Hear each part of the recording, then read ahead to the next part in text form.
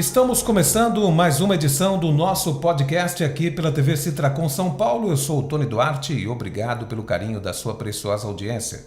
Na cabine técnica, o nosso diretor-geral, ele, o Ricardo Vieira, auxiliado por Emerson Marques. Na bancada, hoje nós temos o companheiro Antônio de Souza Ramalho, ele que é presidente do Citracom São Paulo e é claro que é entrevistador e também comentarista do nosso podcast.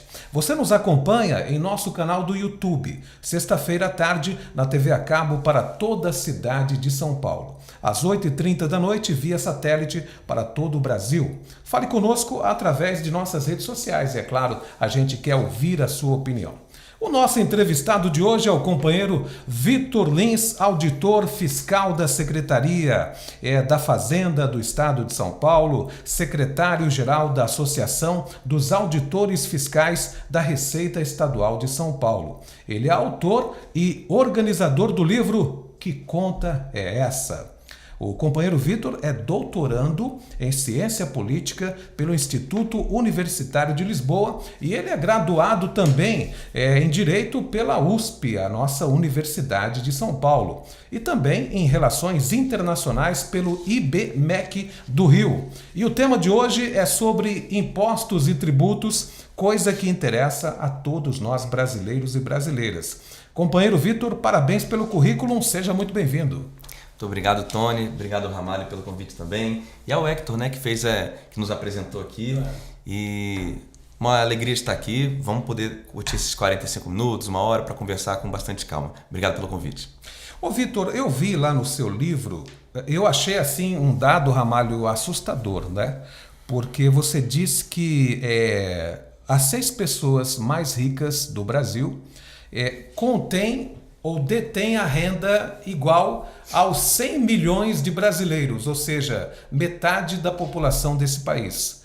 A renda de 100 milhões de brasileiros concentrada em apenas 6 pessoas. É um dado avassalador, né? Um absurdo. E eu pergunto para você, Vitor, o pobre está pagando mais imposto do que o rico nesse país? Mas com certeza. Isso aí não tem nenhuma dúvida. Se você pegar o último estudo que a pesquisa de orçamento e família, né, a POF, do IBGE, fez, se você dividir a população por DCIS, pega os 10% mais ricos, depois o 10%, o segundo 10% rico e até o 10% mais pobre, esse é o jeito moderno de ver desigualdade, né? Quem implementou esse tipo de reflexão, esse tipo de prisma interpretativo foi o Thomas Piketty, né? Um economista francês, que ele fez aquele livro O Capital no século XXI, que trouxe uma tese muito interessante e trouxe de volta para o debate o debate das desigualdades. Acho que em 2020 desigualdade virou a palavra do ano, por algum ranking, não sei qual que escolheu desigualdade foi a palavra do ano.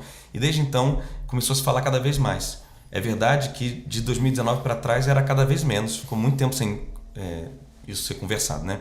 E esse economista foi um grande ator de trazer esse assunto para o mundo.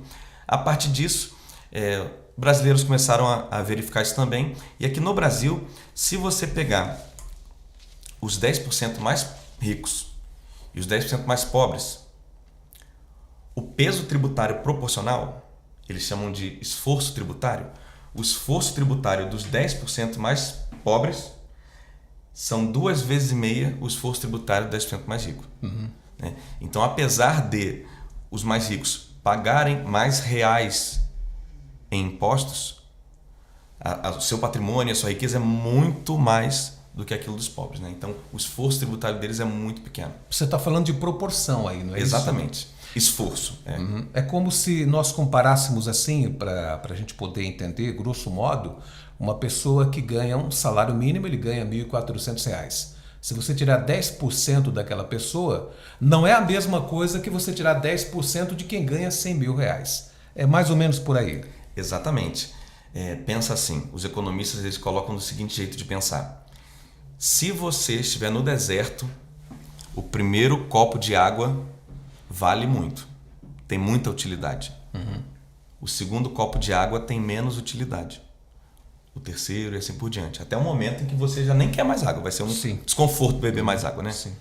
Isso não me parece que chega um momento em que mais dinheiro vira um desconforto, mas vale pelo menos no começo. O primeiro real vale muito mais Sim. do que o segundo real. Então vamos pensar no salário mínimo, né? Salário mínimo, vamos pensar assim, ó, a pessoa ganha R$2.000. O primeiro R$2.000 dela, ela consegue ter uma moradia, aos trancos e barrancos ela vai conseguir ter uma moradia, vai fazer um mercado e tudo, e vai faltar um monte de coisa que ela precisa. Agora vamos pegar uma pessoa que ganha R$100.000 por mês e você dá mais R$2.000 para ela. Tem muito pouca utilidade esses R$2.000 adicional. Sim. Por isso que a gente tem que montar um sistema que a gente cobra menos de quem tem menos e mais de quem tem mais. Sim. Não um sistema proporcional. Um sistema proporcional todo mundo conhece, por exemplo, o dízimo, que a Bíblia fala, né? Todo mundo paga a mesma coisa. A gente não deve desenhar um sistema tributário assim, porque talvez 10% para o mais pobre faça muito mais falta do que o 10% para o mais rico. Então, nessa hora, a gente deve ir caminhando em tributar nada, quem ganha bem pouquinho, vai botando 2%, 5%, até uns 17%, 20%, que seja, 30%, equalizar dessa forma. Perfeito. Companheiro Ramalho. Eu primeiro agradecer o Vitor aí por vir dessa aula aqui para nós, e numa linha que nos preocupa bastante, e é importante até perguntar um pouco ao nosso amigo Vitor, né? O que ele acha realmente desse decreto do governo aí, de isenção de imposto de renda para quem ganha até R$5.000, e tem mais um quebrado que alivia para quem ganha até 7, né? E vai na linha que você já colocou, né? Quem paga pouco demais não paga nada, quem ganha mais ou menos paga mais ou menos, mas o rico precisa pagar bem mais. E é o que não acontece muito no Brasil. Se você puder explorar um pouco mais isso aí para o nosso telespectador entender, né? Nós agradecemos. Porque essa é uma das situações que nós sempre brigávamos. Você imagina o operário da construção civil, de 2 anos atrás, ele ganhava R$2.000. E a tabela de imposto era para quem ganhasse até 1.903, era isenta. A partir disso, aí o cara falava: ô Ramário, o que é isso? Você conseguiu mais R$60 de aumento para mim, só que o imposto me leva 7,5. Era melhor não ter conseguido. E agregando essa pergunta do companheiro, que é muito pertinente, me parece que o cálculo é que de 10 a 12 milhões de pessoas vão ser beneficiadas com essa medida se passar pelo Congresso. Vitor. Quem ganha até 1.900 hoje, mais ou menos ali, não paga imposto de renda. Né? Assim é. A gente tem as bandas do imposto de renda, né? Então, se você botar assim no Google, tabela imposto de renda, você pode verificar lá. Quem ganha até 1.900 e pouco é isento. Aí quem ganha disso até um pouquinho mais paga 7,5. Então vamos supor que a pessoa ela ganhou R$2.500. Então o primeiro R$1.900 que ela ganha está isento. Sim. A diferença disso para 2.500 vai ser o 7,5 e assim vai indo. Então a gente diz, né, que quem ganha acima de 7, 6 e pouco, não sei como é que está hoje, paga 27,5%. É verdade. Mas se você ganha bem ali, você não vai pagar 27,5% sobre tudo. Você vai pagar 27,5% sobre o que excede esse limite. O que o Haddad quis fazer? O Haddad está fazendo uma coisa que para muitas pessoas, a ideia da qual eu sou filiado, é que isso é um grande avanço civilizatório, essa proposta. Tá muito atrasada, ela chega atrasada. Que bom que ela chegou, mas ela chega atrasada. Por quê? Você tem um não escalonamento, uma não atualização dessa tabela pela inflação. Essa tabela ficou defasada por muitos anos. Por muitos anos ela ficou exatamente o mesmo número. Porque é um jeito de você tributar mais a população de um jeito menos impopular. Em vez de você inventar um imposto adicional, você só não atualiza aquela tabela e vai empurrando mais gente para aquele imposto, né? Basta pensar que se vai lá, 1.900 é o limite aqui, ó, 1.900 é o limite daqui, deixa eu ver, daqui para cá, não sei se esse lado do outro se vê espelhado, mas vamos lá. Se daqui para cá a pessoa é isento, a inflação vai subindo o preço de tudo, sobe o preço do pão, sobe o seu salário, o meu sobe menos do que eu queria, sobe o preço do aluguel, sobe tudo, né? Então os preços vão sendo empurrados para pular esse muro. Se você não faz o muro andar junto, você está botando mais gente para pagar imposto, né? Sim. Então isso é um imposto adicional. A inflação ela é ruim por dois motivos. Primeiro, que ela já é um imposto por si só, né? As pessoas vão tendo que ganhar mais, trabalhar mais para conseguir pagar as coisas, e depois a não atualização da tabela do imposto de renda é um problema adicional na tributação. Mas o que o Haddad fez? Vamos lá. O Haddad subiu essa régua mínima, esse sarrafo de isenção para R$5.000. Na prática, o que vai acontecer? Quem ganha exatamente R$5.000 vai ter todos os meses R$490 disponível, R$479 disponível para gastar. Então quem ganha 5 vai ter 479 a mais todos os meses. Isso é mais ou menos 7,6%. Dá para fazer um tanto de coisa. Cada vez dá para fazer menos, mas dá para fazer um tanto de coisa. Você disse que quem ganha R$5.000, por não ter mais a cobrança do imposto de renda, vai ter quase R$500 disponível todo mês. Exato. Quer dizer, isso aí é mais de R$5.000 no exercício, um ano. Exato. A pessoa que hoje ganha R$5.000, ela paga de imposto de renda R$479. Quase R$500. É isso, quase 500. Então, a pessoa que ganha 5, ela tem 4.500 para gastar e 500 para a Receita Federal. Sim. Agora ela não vai mais dar esse 500 para a Receita Federal, ela vai poder gastar com ela. Vai dar quase R$6.000 que ele vai ter a mais no exercício. Arredondando, Exato. claro. Arredondando. Exato. Agora, você não acha que essa história de você tributar salário é só no Brasil? Porque, né, companheiro Ramalho, salário não é renda. O nome é imposto de renda. Como é que se tributa salário? Tem que tributar renda. Tá tudo errado aí, Vitor? Olha, de fato, a tributação mais pesada dos tipos de renda é do salário. Daqui no Brasil, né? Você vê 27,5% quem paga salário, quem ganha salário. Se a sua renda chama salário, você paga 27,5% de alíquota. Mas agora, se sua renda for dividendo, é 0%. Se a sua renda for aluguel, depende. Se você tem 2 imóveis para alugar, pode cair no 27,5%, dependendo do quanto você ganha. Mas se você tem um monte de imóvel para alugar e você faz um fundo imobiliário, aí é 0%. A gente tem várias distorções, né? Se você... Tudo no Brasil, se for de pobre, paga mais imposto. Então vamos pegar assim, ó. Carro popular, paga imposto. Iate não paga. Que é de rico, não paga. Se bem que até o conceito de carro popular já está sumindo, né? Não existe um cidadão popular que pode ter um carro 0 hoje em dia mais. Sim. A renda. Se a renda é de pobre, que chama salário, paga muito imposto. Se a renda é de rico, chama dividendo, não paga. Que mais? Imposto, imóvel.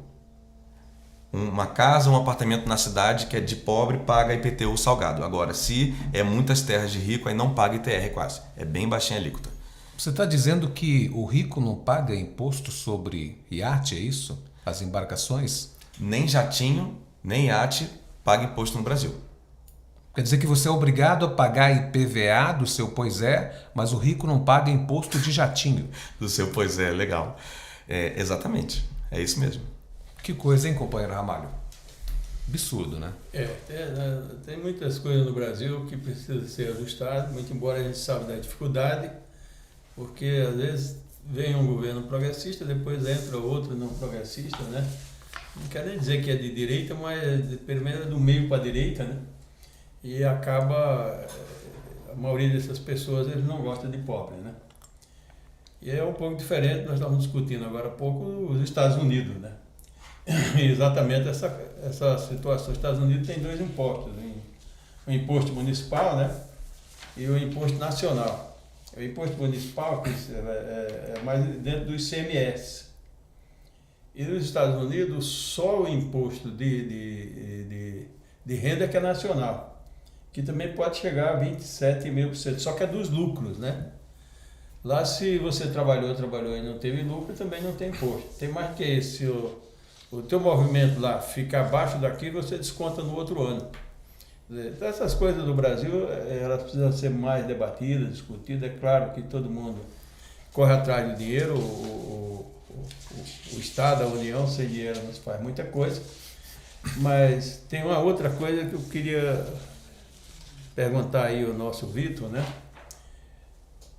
Eu tenho a impressão que, diferente dos Estados Unidos, porque lá na hora que você compra o cafezinho, o imposto já é separado, ele vai direto para o governo.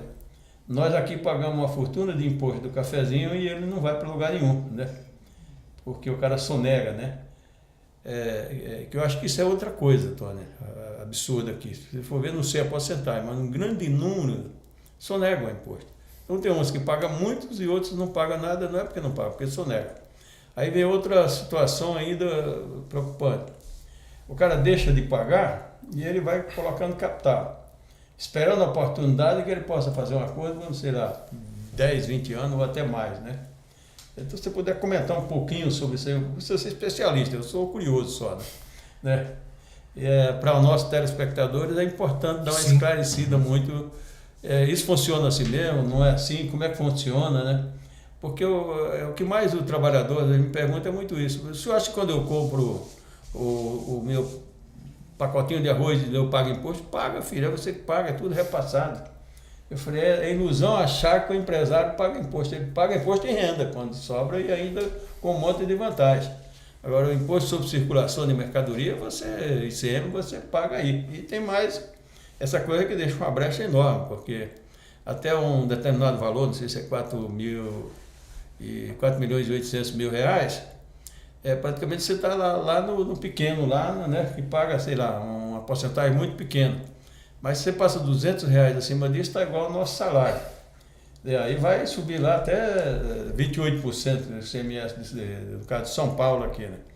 Quer dizer, isso faz com que, às vezes, até a gente força o cara a sonegar. Porque que ele faz? Se a loja dele, ele acha que vai passar dos 4 milhões e 800 mil reais, ele acaba encurtando, sonegando, deixando de registrar. Pior das hipóteses, ele cria no nome de outra pessoa.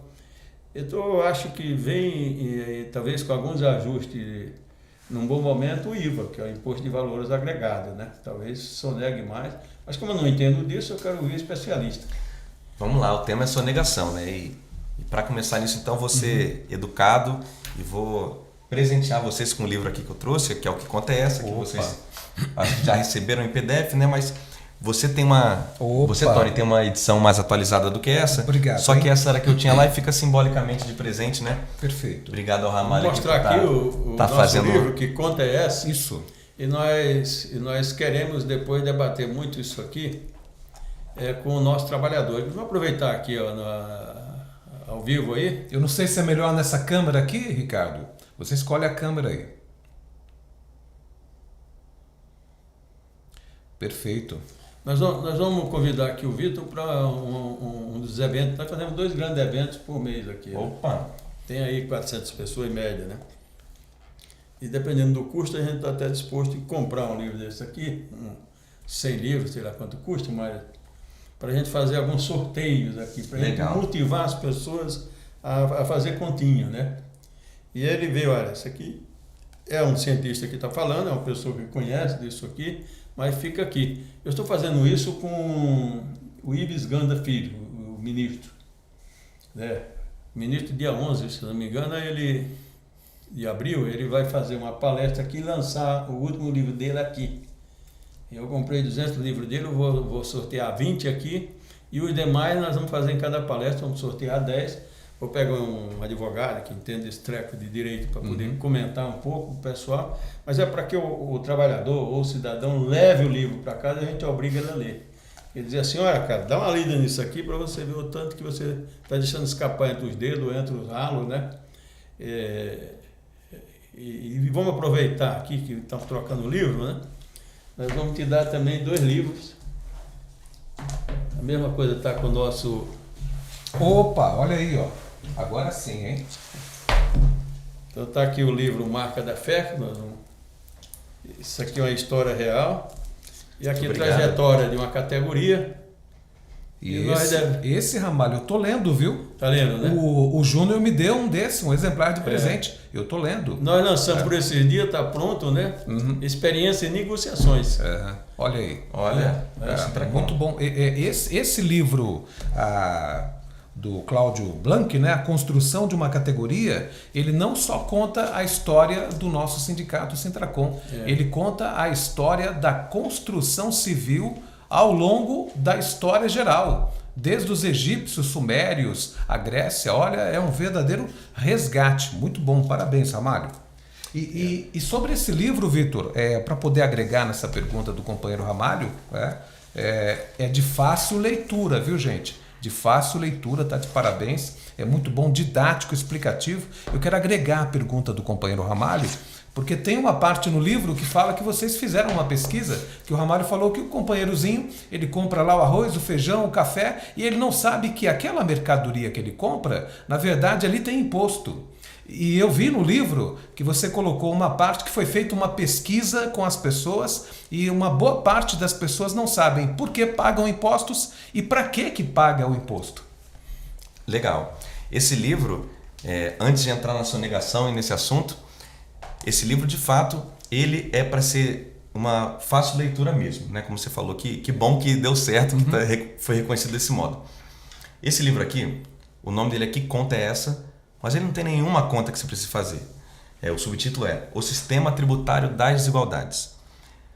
Toda essa coisa de lei, de contabilidade, de imposto, todo esse emaranhado de coisas são tecnicidades que maqueiam uma coisa que todo mundo consegue entender. Quem dá quanto que vai para quem. É isso que esse livro pretende desembaraçar. Esse livro, ele tem pelo menos uns 3 valores, que foi o que a gente quis fazer nessa obra. Primeira das coisas foi que esse é um livro que tem 3 coisas junto, que a gente não tinha visto antes. A segunda coisa que tem dentro dessas 3 é quanto que a gente paga. A outra é vai para onde. E a primeira delas que a gente não vê junto dessas perguntas é por que a gente paga, o que seria justo, qual que é o critério de justiça filosófico mesmo. Que eu acho que foi essa parte que você leu até a página 60 mais ou menos. Isso é um valor importante, ele tende a ser completo. O segundo valor dele é que ele é para iniciantes, ele é uma iniciação.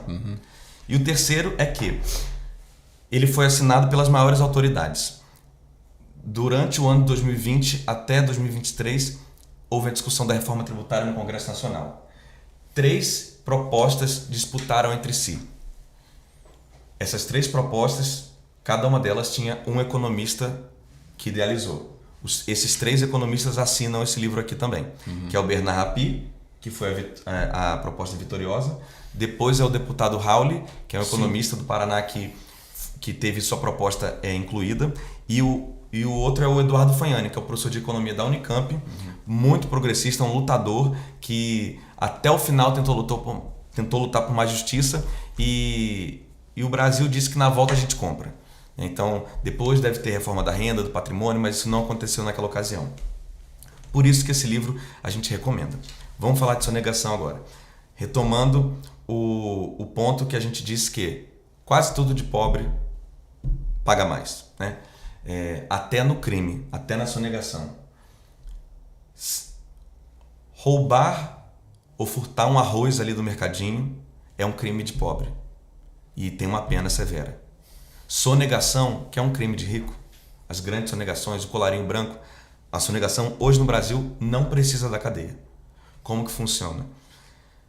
O sonegador, o grande empresário, eu não estou falando do cara ali que não pediu a nota, enfim, que seja. O grande empresário, se ele sonegar e ele for condenado, ele pode pagar e fica livre, né? É como se pegasse o menino que roubou o arroz do mercadinho e se ele investigar, confirmar que é ele, é só ele devolver o arroz que ficou zerado. Não é assim. Não é assim. Pensa só que até pouco... A gente nasceu num mundo, não existe mais isso hoje, mas a gente nasceu num mundo que se você tivesse faculdade, é um bom indicador de que você veio de uma família que antigamente se chamava classe média, que hoje, depois do governo Lula, que a gente teve essa nova classe média, a classe C, D e E, quem nos anos 90 se chamava de classe média, era rico mesmo, né? Sim. Né? Então, só tinha faculdade mais ou menos quem era dessa classe média, dos anos 90, que é o que vamos chamar de rico hoje. E a gente nasceu num mundo que se esse pessoal fizesse crime, até ter certeza, o camarada que tem faculdade não precisa sentar na cela com o filho daquele outro lá que não tem faculdade. Né? Esse era o mundo que a gente vivia. Então, bom, esse é o problema da sonegação, né? Ele é um crime tipicamente de rico e ele é aliviado. O problema é que se você vai no supermercado e o dono do mercado só nega, ele não está roubando só do SUS. Ele está roubando de você, porque você pagou, o preço está no que você pagou. A pessoa se junta para roubar com o sonegador empresário quando, por exemplo, você pede para o médico não emitir a nota. Aí vocês dois juntos estão roubando do SUS. Mas se você vai no mercado e paga lá a sua mercadoria e aquele empresário sonegou, ele está roubando do SUS e de você. Perfeito. Mas você está entrando exatamente num tema do livro, porque essa ideia de sonegação é a questão da corrupção. E eu li no livro algo que você estabeleceu um paralelo que eu achei bastante interessante, que me parece que é algo cultural, que você coloca da seguinte maneira, que nós temos lá a nossa cidadania que envolve direitos e deveres, né? E aí você colocou da seguinte maneira, que os desvios milionários, ou seja, os mensalões, os petrolões da vida, né? Os escândalos políticos, eles não divergem muito exatamente da hora que a pessoa também negligencia de pedir uma nota fiscal. Quando ele faz uma compra, ele não pede a nota fiscal. Ou então, de repente, ele negligencia também o voto. Ele troca o voto dele por alguma benesse que o político dá para ele. Isso aí na verdade, Vitor, é um tipo de uma cultura. Ou seja, nós temos políticos corruptos e que roubam muito, porque também o nosso povo muitas vezes acaba se tornando de uma certa forma, talvez por ignorância, e eu acho que a leitura do livro vai mostrar isso aí, por essa nossa ignorância, eu me coloco, nós somos povo, né? Essa nossa ignorância, infelizmente, acaba fazendo com que nós não conheçamos os nossos direitos, os nossos deveres, e muitas vezes o camarada inadvertidamente vende o voto, né, por algum tipo de interesse, né, ou então ele acaba, como você disse, não pedindo a nota fiscal. Então, isso de uma certa maneira, essa corrupção, ela é um tanto quanto endêmica, ela é cultural, mesmo porque os políticos não caem de paraquedas. Foi essa mensagem, mais ou menos, que vocês tentaram passar? Exato, a gente trouxe um estudo comparado das leis da Europa. Tem lugares na Europa que o crime de sonegação e o crime de corrupção não tem dois termos para diferenciá-los. Eles chamam da mesma coisa. Eles chamam de crime contra o orçamento público. Você tem a empresa, você tem o SUS e você tem o governo aqui no meio. A gente paga imposto, o imposto bate no governo, esse imposto é para ir para o SUS. Se tiver um problema entre o dinheiro que está dentro do governo para chegar no SUS, se não chegar de um jeito criminoso, o nome disso aqui é corrupção. Se não chegar porque o cara não pagou nem imposto para nem chegar no governo, chama sonegação. Mas e daí isso, né? É um caminho só. Sim. Não importa de onde que é. Tem alguns países da Europa que vêm dessa forma. Então, se você pegar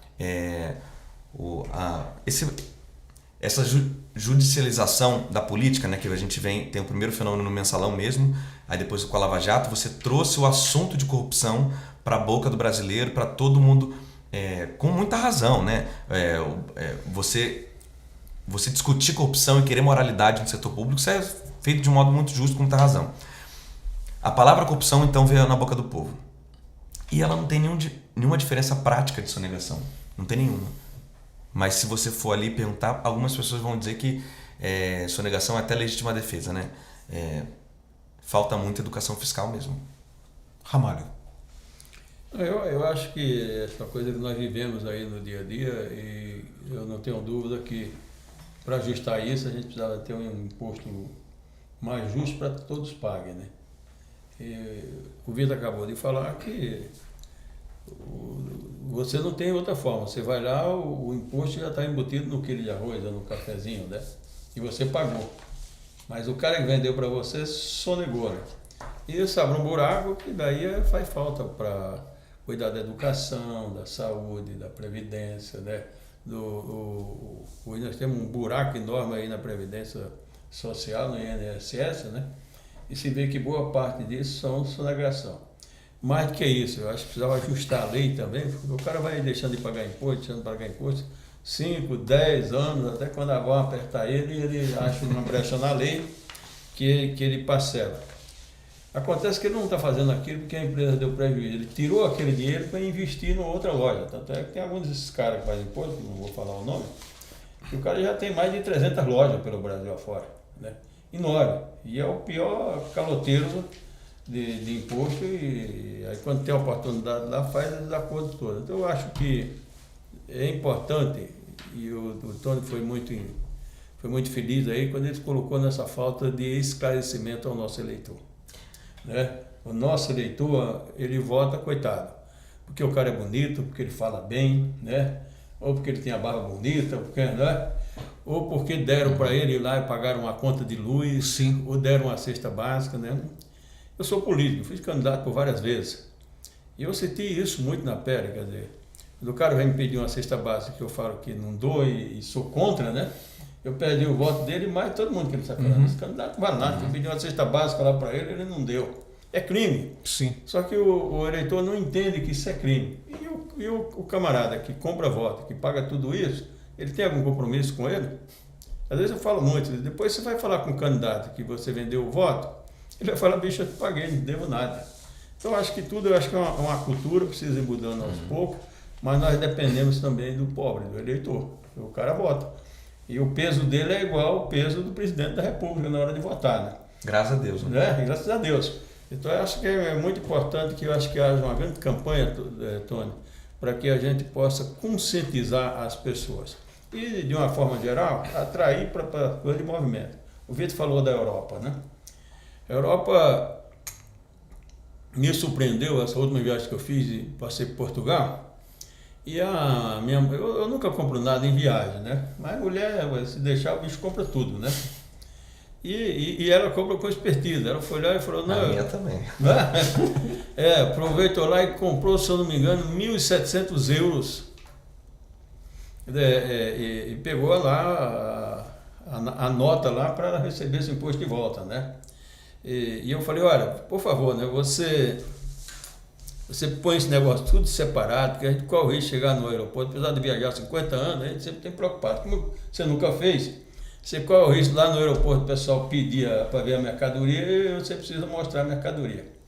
E ela, coitada, comprou até uma mala a mais para levar isso lá para o aeroporto. Quando nós vamos sacar, não precisa nada disso, você chega com a notinha, né? Coloca ali, ele lê, já fala assim, vai a algum lugar e você pega lá o que você tem que pegar. Vai lá, você só digita lá também e caiu todo o dinheiro. Com isso, ela recebeu de volta 560 euros. Então ela está fazendo festa até hoje, né? Falei, tomara que às vezes que você viajar não inventa de gastar dinheiro, né? Com essa desculpa de que vai receber o imposto de volta. Mas com isso, o que eu acho que é com isso? É impossível o cara sonegar, né? Porque ele já entra direto ali, cruzando com tudo, né? E com as novas tecnologias hoje, o que falta é lei para fazer cruzar tudo. Porque na hora que todo mundo pagar e pagar menos, nós vamos ter uma renda muito maior, uma arrecadação muito maior e o próprio Estado vai poder fazer muito melhor para a gente, muito mais. O Brasil, nós temos ainda problema de saúde, mas ainda tem. Você tem um SUS, lá fora não tem.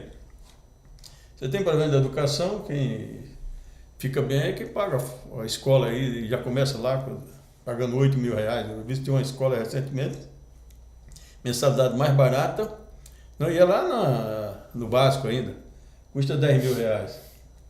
Quer dizer, quem tem dinheiro para pagar 4, 5 filhos numa escola dessa, que não só chega só naquela, que você vai pagar de tudo bem, você prepara o cidadão. E aquele vai para uma escola pública e por um monte de razão ele não dia porque a mãe não conseguiu levar na aula, outro dia porque o colega falou que não é bom ir na aula, outro dia porque foi o professor que deu o cano porque ganha pouco, né? Eu acho que tudo isso mexe com a nossa cultura e eu acho que depende de todos nós da sociedade colaborar com isso. Quer dizer, como encontrar? Eu também não sei o caminho das pedras, mas eu quero construir junto com quem sabe. Por isso nós estamos hoje aqui com um especialista dando uma aula, né, nessa coisa de imposto, até porque ele é do ramo, é auditor fiscal, mas isso vai colaborar muito, não comigo não, isso vai colaborar com você que está nos ouvindo. É com você que vai, com certeza, e depois eu pedi ao Vitor, onde é que o cidadão que queira adquirir o livro, né? Que conta é essa, qual é a livraria que ele encontra, onde é que ele pode adquirir, né? Porque muitos dos nossos telespectadores são um número razoável, né? Ele depois vai nos ligar aí, ô Ramalho, mas esse livro que você falou tanto, né? Como é que eu conheço? Onde eu compro, né? Se você puder dizer onde é que ele adquire, eu agradeço. Beleza. Se você jogar no Google, você vai achar na Amazon, no site da nossa da livraria que fez a edição que está vigente agora, você consegue comprar. Se você quiser ter esse livro aqui no papel, aí você vai lá e compra, porque tem um curso de imprimir isso aqui tudo. Mas, se você quiser apenas lê-lo, a gente tem ele disponível na internet. O que a gente quer é que as pessoas entendam como funciona o país que ela vive. Isso, a intenção desse projeto aqui não era arrecadar dinheiro. Mas caso você queira ter o livro físico, ele é super baratinho, acho que é R$30, uma coisa assim, 40. É o preço da impressão, né, do frete. Queria fazer um comentário em cima do que você falou. Você falou que um hipotético empresário pode não usar aquele dinheiro que ele não está pagando de imposto, sonegando, portanto, ele está ali fazendo giro e abrindo unidades, e depois o camarada está com 300 unidades. Sim. A população vai dizer, nossa, que empresa, ninguém está vendo o que acontece por trás da cortina, né? Que empresário de sucesso, homem respeitado e tal, não sei o quê. Ele está se financiando com o dinheiro do SUS, não é isso? Isso aí. Sonegação e corrupção matam. Se chega menos leito no SUS, mata. Não tem que fazer perfume, mata. Então, ao custo de matar algumas pessoas morrerem, não serem tratadas, não serem educadas, não serem formadas, ao custo disso que ele está se financiando e virando um mega empresário. Sim. Para ele poder comprar os fumantes que ele gosta, né, e tal. Perfeito. Ou seja, é corrupção. Agora, você tem uma parte no livro que você fala sobre a questão da meritocracia, e você dá o exemplo de uma pessoa que nasce numa família pobre. Ela já praticamente está em desvantagem e não tem mérito algum. Ou seja, a pessoa já parte de um patamar zero, enquanto outros já partem de um patamar já bem aquinhoado e com toda a estrutura. Você quer falar um pouco sobre isso? Legal. Por que a gente deve cobrar mais imposto sobre rico do que sobre pobre? A gente deve botar educação para todo mundo? Saúde deve ser para todo mundo ou deve ser igual aos Estados Unidos? Paga quem pode. Quem pode paga. Essas questões são reflexões filosóficas e morais acerca de que pacto a gente quer fazer com essa sociedade aqui. A gente vive num condomínio e a gente é cidadão, a gente é condômino, a gente escreve o estatuto. Qual que é o estatuto adequado? Essa é a pergunta. Para entrar nessa pergunta, você falou meritocracia, eu já comecei a ficar arrepiado aqui, né? Porque essa é uma panagem, pelo amor de Deus, não é isso? É demagogia, né? Meritocracia. O Silvio Santos e o Joaquim Barbosa ficam sendo usados para dizer que o menino que está vendendo bala no sinal ali, ele chega ou não onde ele quer por conta dele. É o eterno exemplo. Eu consigo entender que a gente pode olhar qualquer pessoa na rua e dizer que ele pode chegar lá sim. Pode. Mas agora, o contexto em que ele está faz sim isso ser improvável. Uma vez eu vi uma pesquisa que estava dizendo que demora em média 3 ou 4 gerações para você ter mobilidade social de cada 10%, assim. 10% mais pobre, 10% mais segundo, 10% menos pobre e tal. Vou dizer como que eu entendo a meritocracia na minha vivência. Depois eu vou um pouquinho para o que tem aqui no livro, que é a discussão filosófica acadêmica mesmo. Vou falar sobre 4 amigos que eu conheci na minha vida. E vou dizer como que hoje a gente com 34 anos, como que está cada um. Vamos pegar, eu gosto de pegar objeto. Vou pegar assim, ó. 2 aqui, isso aqui parece com isso, ó. 2 aqui, 2 aqui. E é bem isso, ó. Vou falar nome não, porque, enfim, são pessoas que existem, né? Mas 2 que moravam na periferia e 2 que moravam na orla. Eu nasci no Rio de Janeiro, né? 2 que moravam na orla e 2 que moravam na periferia. Você tinha certinho aqui, ó. Um era mais estudioso. daqui da periferia. Um era mais estudioso. E aqui na Orla tinha um que era mais estudioso que o outro também. O que aconteceu na periferia? O mais estudioso passou no concurso da Casa da Moeda, depois passou no concurso da Petrobras. Talvez ele ganhe R$7.000 hoje. O menos estudioso da periferia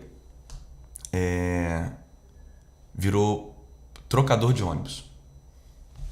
Lá na Orla tinha um mais estudioso e tinha um menos estudioso. O menos estudioso acho que abriu um comércio. Os trancos e barrancos, vamos lá, né? A gente sabe que empreender é um trabalho heróico no Brasil, né? Tá lá sobrevivendo. E o mais estudioso virou juiz e tal, ganha, sei lá quanto que ganha. Então, assim, de fato, em cada banda, a meritocracia fez seu efeito. Uhum. Só que se você alinhar os 4, você vai botar bem assim, ó. O último é o trocador de ônibus, depois é o da periferia que estudou, Sim. depois é que vem o que não estudou tanto da classe média sim. lá, e depois que vem Sim. É assim, a classe média, a meritocracia funciona por bandas. O problema é que você olha para esse cara aqui e diz que é só se ele esforçar que ele vira esse cara aqui. Olha esse cara aqui. Enfim, como que academicamente isso é discutido? Um debate muito, muito caloroso no século XX era sobre o que hoje a gente chama de esquerda e direita, né? O pessoal mais à direita e tal, um grupo dizia que os resultados que a gente tem na nossa vida são pelos nossos talentos. Um outro grupo dizia que os resultados da nossa vida vêm pelo contexto social. E aí tem um filósofo que a qual eu faço adesão às ideias, John Rawls. Ele inventou esse termo equidade que hoje todo mundo fala, enfim, a gente ouve bastante. Está no livro, inclusive, eu vi essa parte. Exato. Equidade versus solidariedade, né? Isso, exatamente. O John Rawls falou assim, ó, tanto faz, que conversa boba, saber se é talento ou se é contexto social para ver o que vai fazer a gente ter resultado na vida, porque em todo caso, seja um caso, provavelmente vai ser uma cesta dos dois. Um tanto de talento ou um tanto de contexto social, familiar. Em todo caso, nem o talento você tem mérito por ter. Não tem um concurso de alma antes de nascer para ver quem que foi meritocrático para nascer no corpo talentoso. Sim. Né? Então, parece que o nosso talento e o nosso contexto social nossos recursos materiais para a gente chegar nos nossos resultados, parece que eles são distribuídos ao acaso. Isso não é nem justo nem injusto, é um fato. Justo ou injusto é um mundo que a gente forma para lidar com isso. Então a pergunta que fica se uma pessoa tiver poucas habilidades que sejam aproveitadas pelo mercado de trabalho, ou se uma pessoa nasceu em um contexto social que não tem nenhuma oportunidade ali, a pessoa nasceu com o 5º filho de um casal viciado em drogas na periferia. Né? Seja um caso ou em outro, essa pessoa parece que está com muito mais chance de ter uma vida com dores mesmo. Assim. Dor de dente se não tiver dinheiro, enfim. Não poder corrigir uma cirurgia que precise, enfim, angústias por não poder exercer ter o consumo material. Poxa, eu posso ir no cinema com a minha namorada? Será que essa pessoa pode? Enfim. E no final é a dor de dente. Né? Para dizer uma dor tranquila ainda. Tem dores muito piores, não é? Se o acaso escolheu nossos recursos, por que a gente deve... seria injusto a gente fazer um mundo em que a gente condena essas pessoas a pagarem com mais dor em vida, né? Por isso que a gente tem que fazer uma espécie de um colchão para segurar para quem nascer lá embaixo não se quebrar demais. Né? Sim. Perfeito. Vitor, o nosso diretor Ricardo Vieira já acenou, nós não temos mais tempo, embora seja um tema bastante convidativo, né? E bastante abrangente, mas a gente vai ter que ficar por aqui. Eu queria que você fizesse aí as suas considerações finais. Olha, primeiro eu quero agradecer o Tony, o Ramalho e o Hector que nos apresentou. Foi uma conversa muito agradável. Obrigado por estimular vocês dois, né? Estimularem a leitura desse livro. A gente vai lançar uma segunda edição daqui a 1-2 meses e vocês dois vão receber um convite para o nosso lançamento. Perfeito. Do livro. Vai ser aqui em São Paulo, imagino. E, em todo caso, eu quero deixar um abraço, parabenizar o o trabalho social que vocês estão fazendo, né? Trazer informações. Vocês chamam vários convidados que têm pontos de vista diferentes, né? Para o seu associado, seu filiado e para a sociedade em geral, né? Que você compartilha no YouTube esse canal. Eu quero dizer agora para quem está aqui em casa. Obrigado por você assistir aqui a TV Sintracom, muito bacana. Mas tente começar, tem de graça esse livro na internet, você pode ler, mas se não quiser ler, não tem problema. Faça o seguinte pelo menos. Tente anotar quanto você gasta e tenta entender o quanto você paga de imposto. E nunca mais esquece disso na hora que você for votar. Obrigado pelo convite. Perfeito, Vitor. Ramalho, a sua consideração final, e aí amanhã, né? Amanhã nós temos um evento aqui no sindicato, que é, na verdade, a readesão do Sintracom à FETCOM, que é a Federação de Classe, é a Federação dos Trabalhadores, né, na indústria da construção civil. Você quer falar um pouquinho sobre isso? Fique à vontade e faça aí a sua fala final. Também, mas eu quero agradecer o Vitor, né, por ter aceitado o nosso convite, deixar um outro convite aí para a gente fazer um grande evento, para a gente continuar debatendo esse tema. Esse tema interessa muito mais ao operário, aquele que tem um salário pequeno do que o que ganha muito. A gente pode não estar muito preocupado e ele acha um jeito de pagar. Então é muito importante esse debate. Dizer aqui, Vitor, que nós adotamos aqui um sistema um pouco diferente de outros sindicatos. Sindicato por quê? Porque o dirigente sindical está acostumado a fazer discurso para nós mesmos. E aí a gente faz discurso para nós, interessa o discurso para nós, ele nem sabe o que o outro lado pensa. Eu estou trazendo gente aqui de todos os níveis, quer dizer, no dia 11 de abril tem o Ives Ganda, também considerado como da direita, mas eu gosto muito dele e acho que ele tem bom senso num monte de outras coisas. Dia 2 de maio nós temos aqui o Hélio Zemberstein, quer dizer, um economista de nome, também considerado da direita, né? Uhum. Eu até brinquei com ele, Hélio, quanto custa a sua palestra? Porque nós vamos fazer um evento. Ele falou, para sindicato eu faço de graça, né? Legal. Que bom, hein? Né? Que bom. E a gente está trazendo isso aí até para a gente motivar o trabalhador. Não é de graça, não existe almoço de graça nem na casa da sogra. Né? Alguém tem que levar a Coca-Cola. Nós estamos fazendo isso por puro interesse de quê? De atrair associados do sindicato. Com a mudança da nova lei, né, e já faz 6 anos que entrou em vigor, vai fazer no final desse ano, o sindicato, se quiser ter estrutura para sobreviver, precisa trazer associado, que é esse caso aqui. Esse sindicato é um dos poucos que não teve crise econômica. Pelo contrário, nós dobramos o número de colaboradores aqui no sindicato. E eu quero aumentar muito mais ainda, né? Só que a Correia sai do mesmo couro. Quer dizer, o que eu digo, eu podia dar uma assistência bem melhor para vocês se eu, em vez de ter 30 equipes visitando os canteiros de obra, a gente tivesse aí 200 equipes visitando os canteiros de obra. E por último, a tua pergunta, que foi da filiação à FETCOM. Nós vamos se filiar à FETCOM, claro que nós vamos acompanhar esse debate com eles, porque se não é para poder a gente levar vantagem, para avançar, quer dizer, não adianta se filiar em lugar nenhum. Quando você tem que se filiar à ICM, é para ter vantagem internacional, não só de conhecimento, mas também daquilo que a gente possa fazer de intercâmbio, que é a parte que eu desenvolvo hoje, levando gente para a Europa e trazendo da Europa, intermediando negócios, tanto é que amanhã nós estamos visitando aí a Prefeitura de São Paulo com um investimento aí de mais de 5 bilhões de dólares para São Paulo, né? E o Rio de Janeiro doido para pegar lá, que é a terra dele, mas a gente prefere que fique aqui, porque aqui eu sou daqui também. Aqui que nós vivemos, né? É isso aí. E como sou também o fundador da Força Sindical, sou um dos vice-presidentes da Força Sindical. E eu tenho criticado muito as centrais, que acho que tem feito muito pouco depois que acabou o dinheiro. Então, se for fazer coisa só por dinheiro, também não chegamos a lugar nenhum. Porque é trabalhando que entra o dinheiro. Agradecer a você, Tony, que explora a gente aqui, mas esclarece com a experiência, com o conhecimento.